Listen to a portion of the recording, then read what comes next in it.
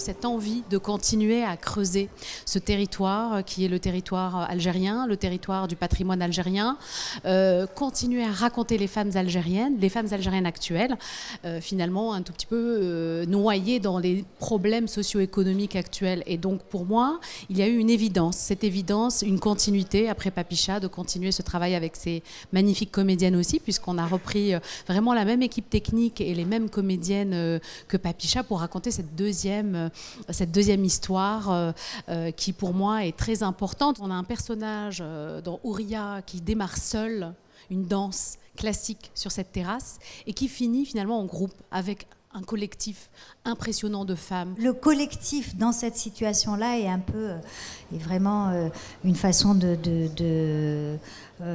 passer ce traumatisme qui est aussi un traumatisme individuel de chacune de ces femmes, mais qui devient quelque part un traumatisme collectif. Il y a aussi ça qui est collectif et elle le dépasse en groupe. Se réapproprier son corps est une forme de résistance. C'est une thérapie aussi, c'est une thérapie de groupe.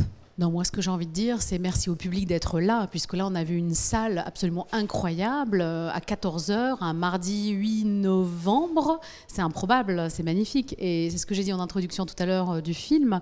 Lorsqu'on est scénariste, réalisateur, on écrit pour une salle de cinéma. Donc, il y a un partage, il y a quelque chose qui se fait dans la salle. On en débat, on pleure, on rit. Il y a vraiment une transmission qui est assez forte et puissante et qui ne peut pas être remplacé par les réseaux, par tout ce qui est numérique ou plateforme numérique. Donc merci au festival, merci au public, aux programmateurs et on vous souhaite encore un long festival puisqu'il y a encore énormément de films à découvrir et bonne projection à vous et merci d'être là.